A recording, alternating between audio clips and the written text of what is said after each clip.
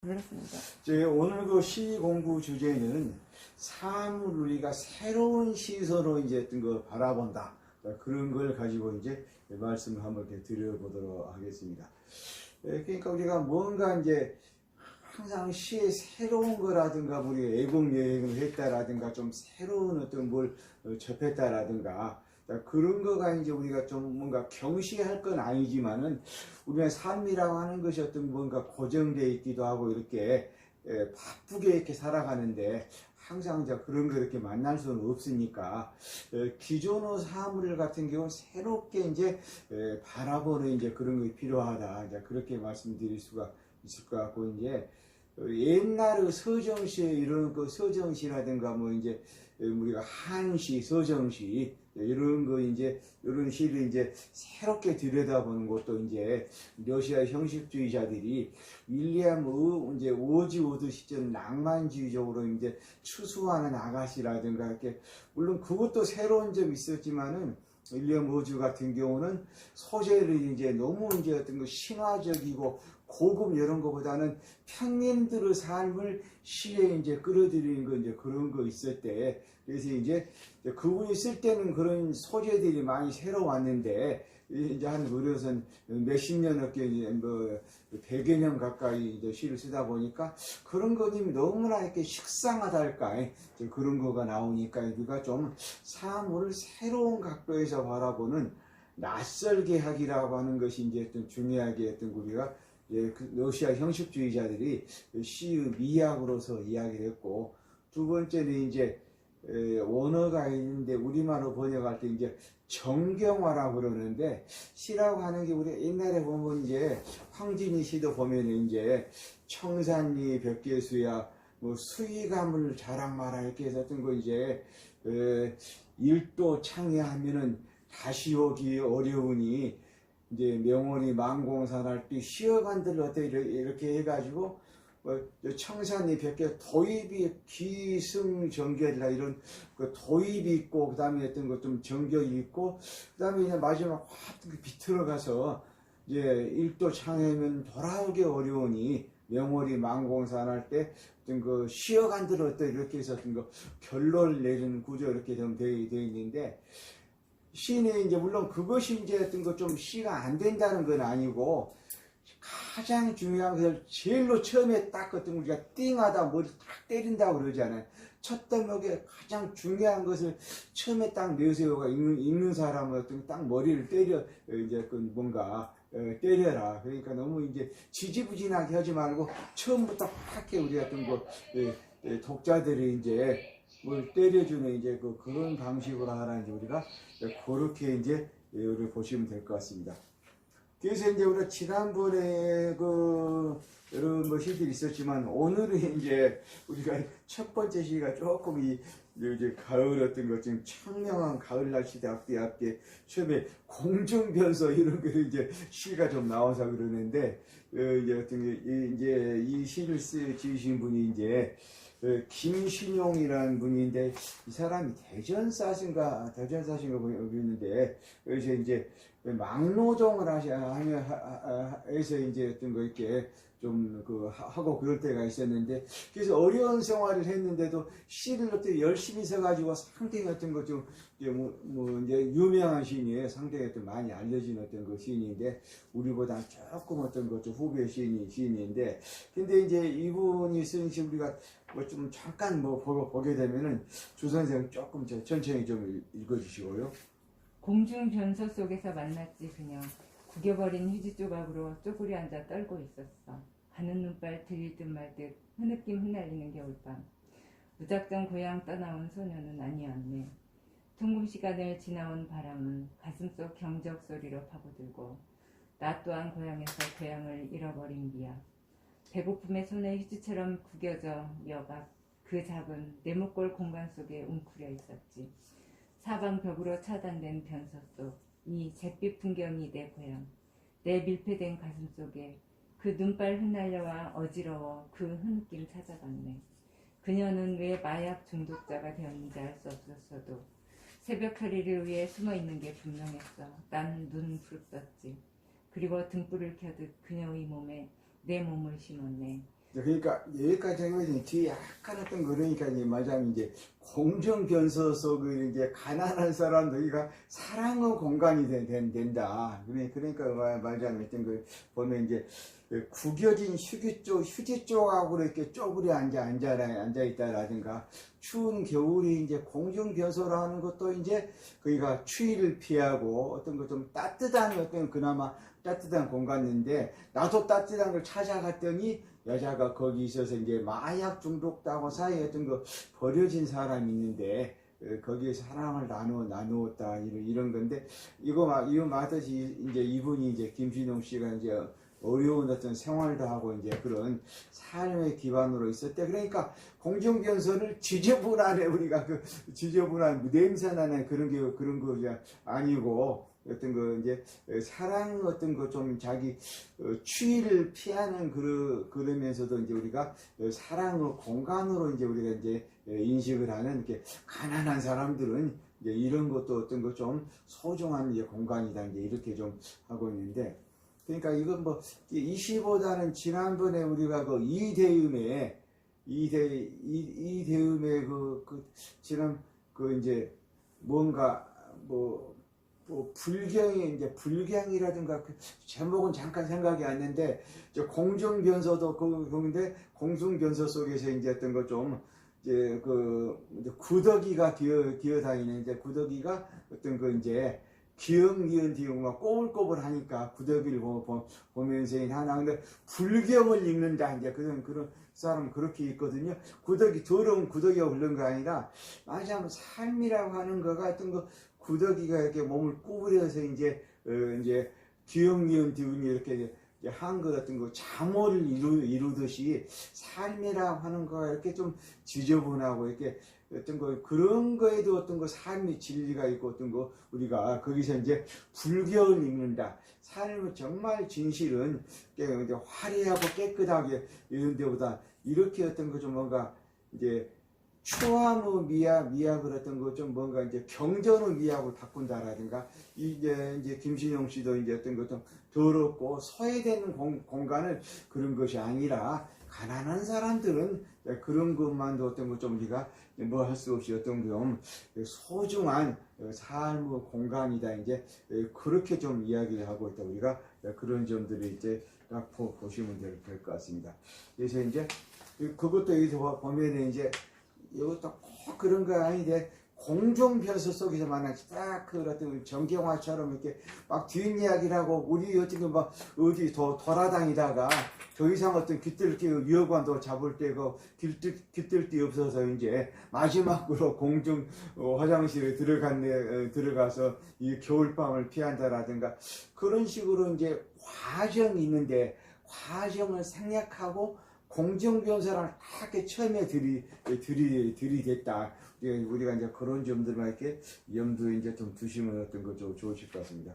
그러면 저기 주 선생이 이쪽으로 넘어가서 이 시를 쓴 김신용 시인께서 조금 어떤 지문을 조금만 더 좀 읽어주시고. 이 시를 쓴 김신용 시인은 초등학교 졸업장도 없으니 무학입니다. 공사판을 전전하며 생을 영위해온 시인의 젊은 날의 로맨스인지 모르겠습니다. 88 올림픽을 기점으로 한국의 공중변소가 많이 청결해졌는데 그전에는 그다지 깨끗하지 못했습니다. 공중변소에서 화자는 한 여자를 만나 정사할 시간을 갖습니다. 그녀는 마약 중독자였고 도둑이었습니다. 거지 행색을 하고 있었을 텐데 악취를 풍기까지 했으니 보통 사람 같았으면 가까이 가기도 싫었을 것입니다. 그런데 두 사람은 그날 무엇에 홀린 듯 하룻밤에 만리장성을 쌓았던 것이고 화자는 두고두고 그날을 못 잊어합니다. 이런 뒤에 어떤 너무나 해설 자체가 약간 산문적이로 들었는데 어쨌든 이제 어떤 뭐 소재를 했을 때 그런 식으로 말하자면 어떤 그냥 너무나 이게 좀 더러운 공간이다 그런 것보다는 다른 식으로 이렇게 우리가 좀 어떤 거 인식을 하고 있다 우리가 그런 점들이 이제 이렇게 좀 이제 보시면 되실 것 같고 그래서 이제 이런 식이 됐다는 게 대단해. 결혼했을 거 아니야. 그래서 이제 그다음에 윤은희 선생은 이제 종종 뒷산을 이제 그것도 한번 이렇게 좀 읽어주시고요. 종종 뒷산의 산소들이 학교 유리창에 부딪혀 죽는다. 유리창에 숨어 사는 뒷산 때문이라고도 하고 발효한 산 열매를 쪼아먹고 음주 비행을 했기 때문이라고도 하지만 새가 되고 싶은 유리창의 음모라는 풍문이 설득력이 있다. 유리창에는 새의 충격이 스며 있다. 유리창은 종종 깊은 울음을 운다. 비가 올 때는 눈물길이 10길 20길이 생긴다. 유리창에 부딪혀 죽은 새는 다시 살아나 유리창을 마음대로 통과하며 살아간다고 한다. 산맥과 달림도 마음대로 뚫으며 날아다닌다고 한다. 이게 지난번에 조금 이제 이런 것도 말하자면 이게 중요한 거 아니냐면 야 학교라는 공간을 하고 있는데 이 학교 이야기 산문적으로 하면은 학교가 너무나 이제 학교 애들이 좀 막 통제를 하고 싶은 대로 좀 같은 거 이런 거다 이런 건데 유리창에 새가 죽었다 해서 새라고 하는 어떤 좀 학생들 같은 거를 이제 좀 고등학교 교사니까 어떤 그 교사니까 교사로서 이제 학교 현실 이야기하는 거예요. 그럴 때라기는 어떤 유리창이 이제 다 보이고 이렇지만은 거기서 이제 어떤 거 떨어져 이제 새가 이제 부딪혀 죽듯이 겉으로는 다 이렇게 통과할 수 있고 좀 이렇게 보이지만은 뭔가 제약이 많이 있고 뭔가 폭력이 있고만 이제 어떤 거 좀 그런 거다. 이제 그런 이야기를 좀 우리가 이제 이렇게 좀 하고 있는데 그래서 이것도 이제 그 낯설게 하기 유리창은 통과하고 세상에 우리가 맑고 밝게 보인다 이제 그런 거가 통상적인 인식일 건데 유리창은 우리가 좀 아마 새가 죽기까지 아니고 벌레가 죽고 우리가 가끔 우리가 이제 아마 차 운전하다 보면 그런 걸 보는데 그런 걸 약간 과장을 하기도 하고 그런 상상력을 이쪽으로 이제 옮겨와서 이제 그렇게 시를 썼다고 이제 볼 수가 있는데 어떻든지 뭐냐면 유리창을 우리가 훤히 어떤 거 보이고 뚫고 이렇게 이제 그렇게 보기보단 유리창이라는 겉으로는 이렇게 통과할 수 있고 보이지만은 뭔가 제지가 되고 이제 막혀 있고 통제의 공간이다. 결과적으로 학교사회라고 하는 거가 이렇게 좀 그렇게 좀 뭔가 이렇게 답답한 그런 공간으로 되어 있다. 그런 이야기를 이제 우리한테 좀 해주고 이제 그 보시면 어떤 거 이제 됐을 것 같습니다. 그래서 조금 윤 선생님 좀 해석 부분 좀 읽어주시고요.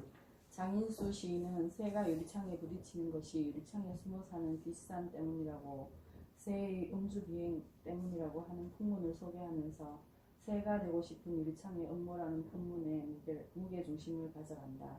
하지만 이러한 풍문은 실제로 존재하는 풍문은 아닐 것이다. 시인은 실제하지 않는 풍문을 실제하는 것처럼 끌어들여 나름대로 상상력을 펼쳐나간다. 유리창에는 새의 충격이 스며 있다는 것은 어느 정도 쉽게 유추해 볼 수 있지만 유리창은 종종 깊은 울음을 운다는 것이나 비가 올 때 유리창에 눈물길이 10길 20길이 생긴다는 사실을 보아내는 눈은 범상한 것이 아니다. 더군다나 유리창에 부딪혀 죽은 새는 다시 살아나 유리창을 마음대로 통과하며 살아간다고 한다.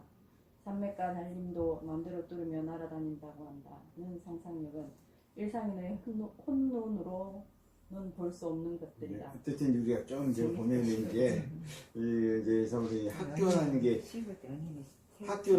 유리창이 제일로 많은데 학교니까 아마 그런데 어떤 우리가 좀 해석하신 분이 거기까지는 언급은 안 했지만은 막 학교 현실이라든가 그런 것이 이제 좀 모더니티하게 학교 현실은 학교에서 애들을 뭐 이렇게 가다 두고 이렇게 겉으로는 다 보이는 것 같지만은 애들 속마음도 읽어주지도 않고 한다는 이제 그런 것 같은 경우를 우리한테 좀 이렇게 은연중에 이렇게 들려주고 있다 이렇게 보시면 될 것 같습니다.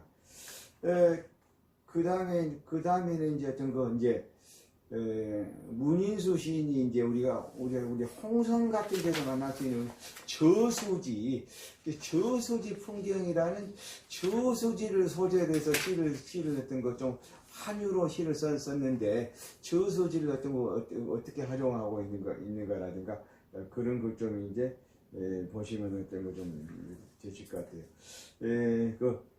김순옥 선생님이 그녀는 그래서 전체를 좀 읽어주시고요. 그녀는 49년생 소띠의 무남동녀로 자랐다. 타고난 것일까? 성격이 우직해서 근본은 잘 오지 않는다. 2살 때 아버지를 여의었다. 얼굴도 모르는 슬픔에 대한 울 일이 없다. 아버지는 6.25 전쟁 때 전사했다. 역사에 대해 물론 울 일이 없다. 그 힘센 홀어머니 이제 다 늙었다.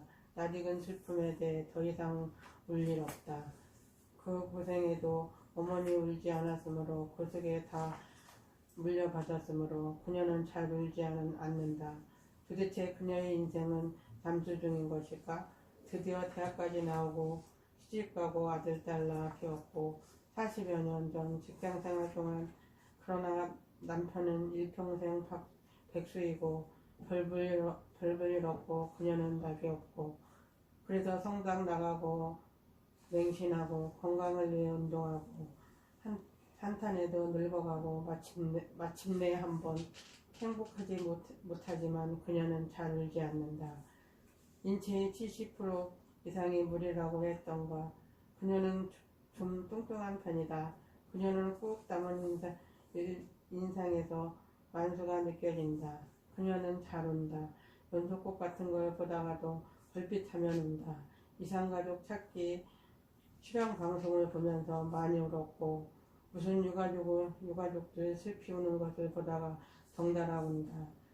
어디 좀 부딪혀 아프기라도 할라치면 비로소 살아나는 상처가 있는지 울고 당신밖에 없던 말이 울고 선물하면 울고 아이들한테 위로받으면 찔끔 운다. 군보는 잘 운다. 그녀는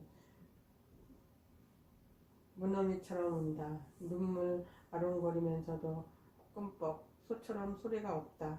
그녀는 가끔 방류한다. 그러니까 하여튼 약간 소재 뭐 그렇게 뭐 좋은 시라고는 어떻게 딱 같은 걸 한 거였는데 우리가 말하자면은 좀 뚱뚱한 편이다. 그녀 꼭 담은 인상에서는 만수가 느껴진다. 그러니까는 6.25라든가 역사 같은 것 좀 아프면 아버지가 어떻게 어려우면 이제 어려우면 이제 아버지가 이제 2살 때 아버지를 여의고 뭔가 역사 같은 거 슬픔을 있으면서도 이제 저수지 같은 물을 가듯이 딱 견디고 있다. 그리고 이제 저수지에 물을 방류하는 것을 이제 운다고 하는 거야. 그런 상상력으로 이렇게 하니까. 그래서 뭐 우리가 이런 거 이제 저수지 둑길 걸었다, 가을 바람이 차갑다, 이제 이렇게 인식을 하기보다는 우리가 이제 사람이 누구나 다 울고 싶은 그 순간이 있지만은 저수지가 이제 물을 가두고 있듯이 참고 있다가 또 어느 순간에 또 이렇게 된 계기를 만나면 우리가 저수지가 물을 좀 이렇게 흘려내듯이 사람도 눈물을 이렇게 좀 이제 흘린다, 이런 것 같은 게 이렇게 약간 좀 이렇게 약간 저수지라고 하는 걸 이용해서 이제 우리가 평소에 있는 어떤 것 좀 아무리 슬픔이 있어도 드러내지 않고 있다, 좀 꾹 참고 있다가 어느 계기를 만나면 또 이렇게 좀 우리가 되는 그런 사람의 어떤 그 성정이라든가 이런 거를 이제 좀 시로 이제 썼다, 이제 이렇게 보시면 될 것 같습니다. 그래서 조금 해석 부분이 조금 있는데 조금 안에 좀 읽어주시고요. 시인은 저수지를 보면서 49년생 소띠의 무남동녀로 힘겹게 자라온 그녀를 떠올린다. 이 시는 저수지의 담소와 방류를 울지 않는 행위와 우는 행위에 대비시키고 있는 것이 흥미롭다. 그러니까 맞아. 시라는 게 아까 말씀드렸듯이 뭔가 시인의 독특한 시각이라든가 그런 거가 좀 있어야 되는데 이제 이 시의 어떤 그 공감대라든가 그런 거 차치하더라도 저수지 어떤 거 좀 감수와 방수를 이제 어떤 거 그런 각도로 이렇게 활용하고 있으니까 제가 좀 이렇게 이제 재미있게 좀 어떤 거 좀 읽힌다, 이제 그렇게 이제 우리가 좀 보시면 될 것 같습니다. 이제 그렇고 전부 다 그래서 뭔가 소재 자체는 이제 그렇게 이제 어떤 거 흔한 것인데 그런 것도 우리가 좀 새로운 각도에서 이렇게 시인의 어떤 거 눈을 통해서 어떤 거 해석을 하는 것이 이제 우리가 좀 중요하다, 그런 걸 다시 한번 이렇게 좀 다시 염두에 두시면 좋으실 것 같고요. 이번에는 이제 우리가 좀 책을 읽는 것, 책을 요시는 다음에 오는 시는 이제 책을 읽는 것을 이제 어떻게 해석하냐 그런 건데 박미연 선생님 그다음에 애들로 오는 동안 거기서부터 천천히 좀 읽어주시고요. 애들로 오는 동안 그새 갑주가 많이 붙었다. 그러므로 나는 진실되지 못한다. 다만 해석된다. 그의 꼼꼼한 시선에 오래 붙들러 놓여지지 않는다. 세상에서 내가 연기한 온갖 방종이 내막과 배면이 샅샅이 읽혀진다. 3인칭으로 바뀐 수로까지 까마득한 시간을 견딘 후 빛나는 오해가 난해주기로 필기되기도 한다. 칸칸이 불이 켜지고 붉은 울음이 몇 줄 그어진다. 침묵은 더욱 오물오물 씹히고 정독이 더욱 오독과 긴밀해진다. 결국 잘 빚은 반역이 극명하게 번역된다. 애들로 오는 동안 그새 갑주가 많이 붙었다. 갑주의 부하 그 안에서 갑주의 부하 그 안에서 그러므로 나는 진술되지 못하고 다만 해석된다. 아이고. 그러니까 만약에 어떤 좀 번역기 아마 번역 소설을 읽었거나 번역 작품을 읽었거나 그 약간 이것도 이제 말하자면 우리가 책을 읽는데 내가 그걸 어떻게 해석할 것이냐 그런 거 같은 경우 이제 어떤 거 이제 말하자면 이제 책을 속에서 이제 남을 읽었다 하고 하던 온갖 방종이라든가 내면의 어떤 그 배면이 샅샅이 읽혀진다. 그러니까 뭐 책 속에서 어떤 거 좀 있는 주인공은 어떤 사람이 공감한다 했던 게 공감한다는 어떤 좀 그런 이야기고 그래서 이제 여기서 보면은 이제 결국 잘 빚은 반역이 극명하게 번역된다. 그러니까는 또 뭔가 이렇게 또 우리가 또 책을 이렇게 해석을 이제 어떤 건 번역본이라는 게 반역이란 말이 뜻이 이제 뭔가 이제 그럼 잘못 저자가 이제 어떤 거 좀 나름대로 어떤 거 해석한 것을 자기로서는 이제 어떤 거 좀 뭔가 이 책을 내가 뜻을 제대로 읽었느냐 엉터리로 읽었느냐라든가 그런 고민이라든가 그런 고민하고 반역을 통해서 이제 우리가 저자의 마음을 제대로 헤아렸느냐 안 헤아렸느냐라든지 어떤 거 그런 이야기를 한다고 그래. 그래서 이제 나는 어떤 거 진술되지 못하고 다만 해석된다. 그러니까 뭐 나는 어떤 거 하자면 책이라 읽는다라는 것은 내가 어떤 거 책 속의 책을 통해서 자기 이야기를 하기보다는 자기 마음이 어떤 거 좀 책에 따라 내용에 따라서 이제 공감되기도 하고 공감되지 않고 그렇게 뭔가 이렇게 독자 입장으로 된다는 그런 이야기인데 약간 어렵기는 어려운 시지만은 어떤지 어떤 거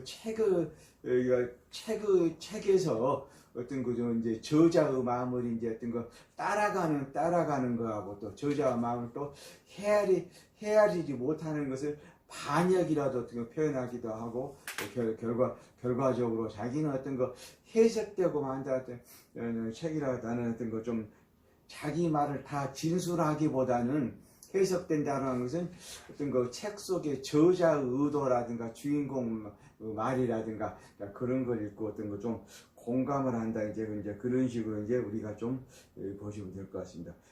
조금 더 좀 해석 좀 읽어주시고요. 우리의 삶의 내용은 곧잘 책의 내용으로 은유되기도 한다. 인용시에서 시인이 세상을 살아가는 행위는 간접화된 비유적 문자로서 애들러 오는 글쓰기로서의 삶이다. 따라서 책으로서의 그의 몸짓은 누군가에게 익히기 위한 운명과 형식으로서의 몸짓이며 자신의 과거와 현재의 삶의 제목인가? 세목들을 문자화시켜 백지 위에 공간화하려는 몸짓이다. 책 속에 그의 삶은 애들러 오는 동안 갑주가 많이 붙은 삶이다. 그는 그의 삶이 다만 진술되기를 바라지만 그의 삶은 진술되지 못하고 해석된다. 여기에 책으로서의 그의 운명이 놓여 있다. 책으로서 아니라 독자로서의 그 운명이 놓여있다 그렇게 해야 되는데 참 우리가 좀 이거 독서니까 책을 읽으면서 내가 이제 뭐 스토리를 바꿀 수 없고 나는 독자의 그 이제 저자의 의도에 대해서 어떤 우리가 어떻게 읽을 것인가 해석할 뿐이지 자기가 주체적으로 그걸 이제 어떤 구성할 수 없다라고 하는 거에 이제 이런 어떤 거 이야기인데 약간 어떤 좀 어려운 거긴 하지만은 책을 뭔가 이렇게 좀 가을에 뭔가 재미있는 책을 읽었다. 뭔가 이렇게 슬픔이 이제 있는 그 책 속에서 뭐 아주 공감되는 대목으로 어떤 거 좀 좋은 책을 보았다. 이렇게 하기보다는 그 책을 읽을 때 어떤 거 이제 자신 어떤 거 독자로서 고민이라거나 이런 거 같은 거 내가 책 내용을 제대로 읽은 건가 그렇게 했을 때 자기는 읽었더니 실제로 이제 반역이듯이 저자의 말을 내가 정말로 이렇게 저자의 뜻을 제대로 어떤 거 헤아렸겠느냐 그런 것을 이제 우리가 반역으로 이렇게 좀 이제 그렇게 좀 하면서 이제 자기가 좀 이제 그 책을 읽을 때는 저자의 의도에 따라서 어떤 그 의도를 해석한다는 것은 자기 마음이 해석될 뿐인 것이지 내가 책에 개입해서 이제 그 저자가 될 수는 없다는 것이죠. 아니 그러니까 우리 아까 김재환 씨도 이러면은 우리 김수론 선생의 마음을 자기 있고 해석했을 뿐이지 그걸 가지고 자기가 시인이 아닌데 이랬다 저랬다 이렇게 말한다고 하는 것은 이제 어떤 어불성설을 이렇게 볼 수 있는데 그래서 그런 점도 이렇게 좀 보시면 될 것 같습니다. 그 다음에 이제 주 선생이 이제 손수미라고 부산 출신의 시인인 것 같은데 상당히 어떤 거 현대시학 출신이고 상당히 좀 여기서 좋은 시를 쓰는 시인인 것 같더라고요. 했던 거 우리가 어떤 이제 식목 나무 심는다 하는 것은 어떻게 해석하느냐 그걸 한번 이렇게 주 선생님 천천히 한번 이렇게 좀 읽어주세요. 사각의 관 하나를 땅에 심었네. 슬픔은 모르는 척 한 줌의 흙으로 던져졌네. 사람들은 몸속에 투명한 울음을 꺼내 골고루 뿌려주었네. 그의 생은 흠뻑 젖었네. 한 장의 햇살이 달려왔네. 그의 생애를 따뜻하게 덮어주었네. 그는 작은 씨앗 하나로 돌아갔네. 그 씨앗 속에 혼돈과 좌절과 영광으로 우거진 거대한 숲이 밀봉되어 있네. 그러니까 마지막 어떤 거 이제 그 조그만 이제 화분에다 이제 화분을 관으로 알고 거기에다 뭐 하면서 이것이 이제 나무가 잘 자랄 것이냐 어쩔 것인가 막 그런 고민을 하는 거야. 이제 그런 이야기를 하면서 이제 어떤 거 좀 우리가 좀 무성한 나무도 작은 씨앗 하나를 남겼는데 그 씨앗이 이제 어떤 우리가 죽음으로 이제 우리가 이제 끝나지 않고 새로운 생으로 좀 이어지기를 바라는 건 수목장 얘기 아니에요? 수목장 얘기 같은데요? 수목장 이야기.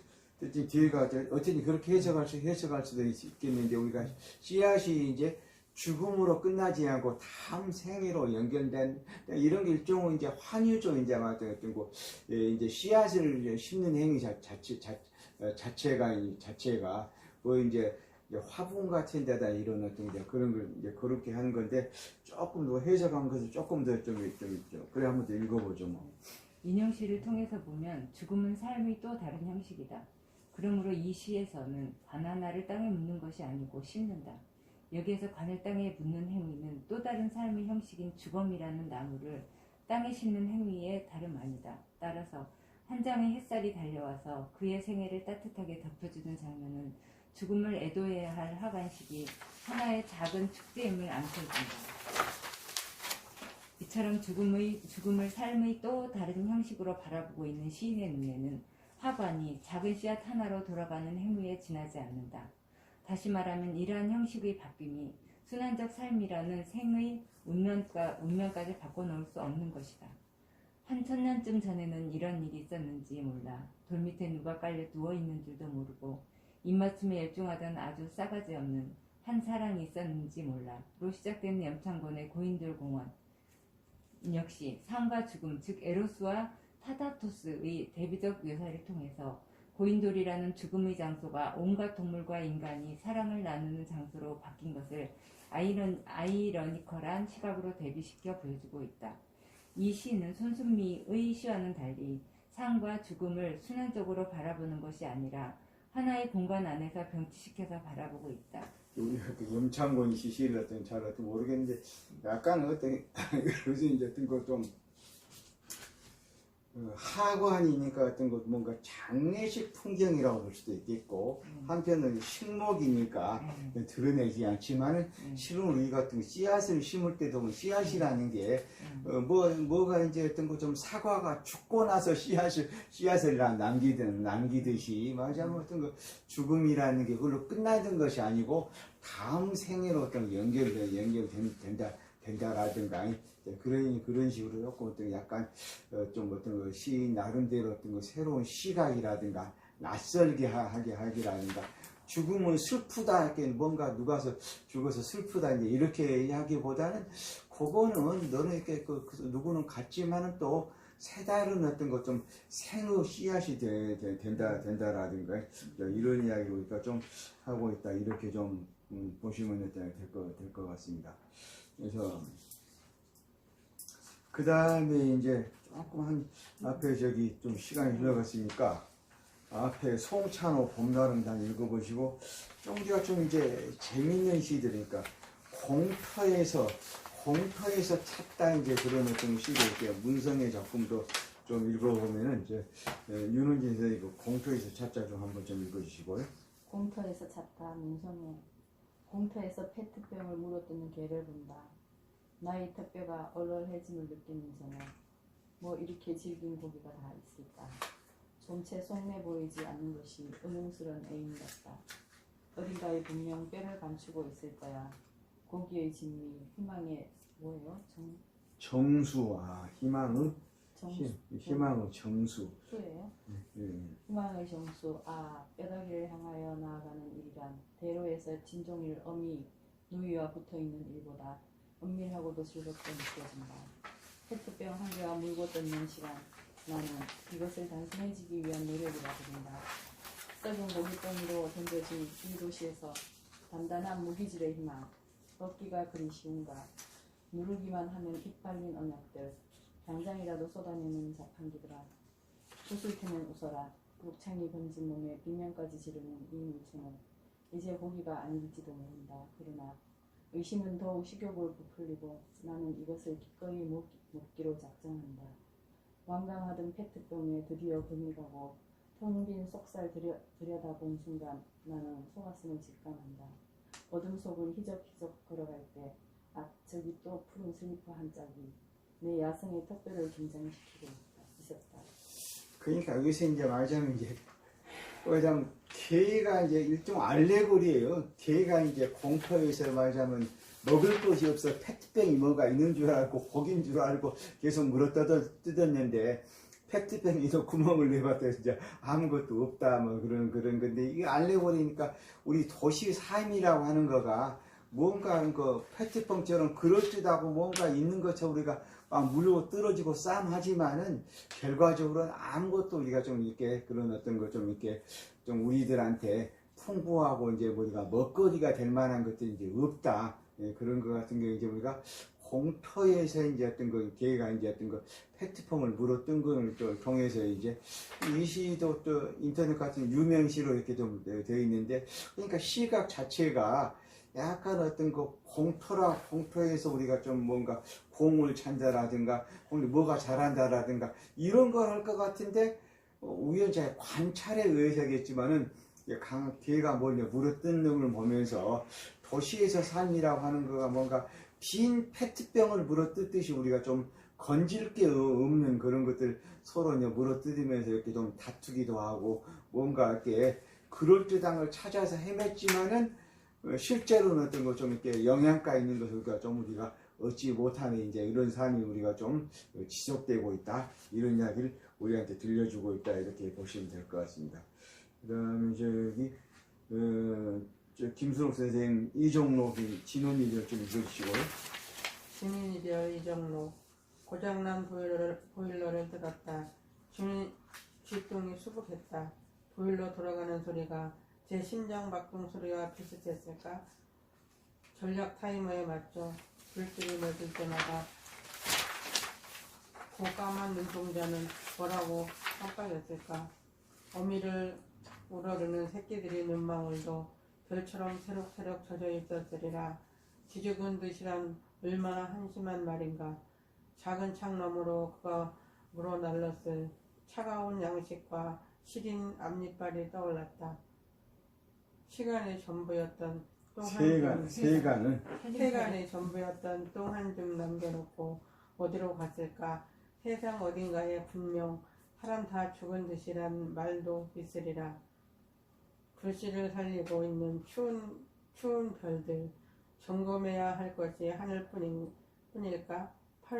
파르라니 작은 눈망울. 그러니까 힘들어 뭔가 시를 재밌게 막 쓰다 보니까 막 보일러에 뭔가 했던 거 좀 뭔가 낡은 보일러에 어떤 쥐들이 살고 있는 거 이런 걸 보면서 이제 참 도시 사람들이 그 도시민들이 하는 게 뭔가 이제 거기가 이제 확 불이 타오르면 견디지 뭐 못하지만은 좀 낡은 어떤 거 좀 보일러 배관을 해서 이제 집으로 살아가면서 사는 이런 거 같은 거 뭔가 이렇게 좀 위험하면서도 우리가 이렇게 식구들하고 살아갈 수밖에 없는 그래서 이제 그런 어떤 진운이 별이니까 이제 거기 이제 그 별이 또 뭔가 새로운 별이 뜰 것을 이렇게 기다리고 살아가는 그런 좀 도시민들의 어떤 그 삶의 어떤 뭔가 슬픈 표정이라든가 이런 걸 읽었다 볼 수가 있고 그다음에 저기 박 선생님 저기 갈대 등본 그것 좀 읽어주시고요. 갈대 등번 신용목 무너진 그늘이 건너가는 연부 넘어 바람이 부르는 노복들이 있다. 언젠가는 소금이 설산처럼 일어서던 들 누추를 딛고 저무는 갈대가 있다. 어느 가을 빈 등을 걷다 나는 그들이 통증처럼 뱉어내는 쇳대를 보았다. 먼 허공에 부러진 촉 끝처럼 박혀 있었다. 휘어진 몸에다 화살을 걸고 싶은 날은 같다. 모든 모이가 한입 석양빛을 거느렸으니 바람에도 지친이 있다면 그들의 화석에는 저녁만이 남을 것이다. 내 각오는 세월의 추를 끄는 흔들림이 아니었다. 초승우 낫다리 그리운 흉터처럼 바람의 목청으로 울다 허리 꺾인 가장. 아버지 뼛속에는 바람이 있다. 나는 그 바람을 다 걸어야 한다. 그러니까 여기서는 갈대 재밌게 지나고 했던 그 이명조 선생이 갈대는 배우고 없다. 아까 그 버전 비슷한 거예요. 갈대라는 것은 이제 바람의 목청으로 이제 어떤 거 이제 울다 꺾인 가장 그러니까 말하자면 갈대라는 게 어떤 거 하여튼 가장처럼 견디기는 우리가 견디는데 가진 것이 좀 없다고 하는 거. 그러면서 이제 아버지의 뼛속에는 바람이 있다. 나는 그 바람을 다 어떤 결여간다. 아버지 뼛속에 뼈라고 하는 것이 이제 갈대처럼 다 이렇게 그 식구들 위해서 다 어떤 거 버리고 나서 자신을 비어 있다. 그게 이제 그래서 이제 어떤 나는 그 바람을 걸어야 한다. 그러니까는 뭔가 이제 그것 우리가 좀 이제 알아야 다 어떤가 한 번쯤 느껴야 된다는 그런 어떤 좀 그런 이야기. 갈대를 약간은 좀 뭔가 이렇게 좀 이제 좀 여기서 이제 이명조 선생님은 뭐 이제 민초들이라고 생각한다면은 신용목은 아버지의 삶이란 걸로 이렇게 갈대를 이렇게 좀 연상을 시켜가지고 그렇게 됐다 이렇게 좀 보시면 될 것 같습니다. 그러니까 오늘 그래서 우리가 좀 해서 오늘 뭐 좋아하는 거 읽은 시들은 뭐 이제 뒤에 읽은 시 이제 뭐 소재가 갈대인 시도 있고 보일러 속에 어떤 거 집을 짓고 사는 어떤 거 좀 생지 이야기라거나 뭐 그런 것들 그다음에 앞에 여러 시들도 보면은 뭐 소재 자체가 우리가 어떤 거 좀 이렇게 접하는 것인데 그런 것들 한번 어떤 거 뒤틀려 가지고 자기 자신의 어떤 거 이제 문인수 시인이 아니 어떤 이제 별것 아닌데도 어떤 그 저수지라 하는 것을 이제 눈물이 이제 고일 때하고 또 흐를 때 이렇게 어떤 거 파악한달까 그런 걸 사용해서 어떤지 조금은 이제 남과는 다른 어떤 그 시인 나름대로 어떤 이제 시각을 확보해 나가고 있다.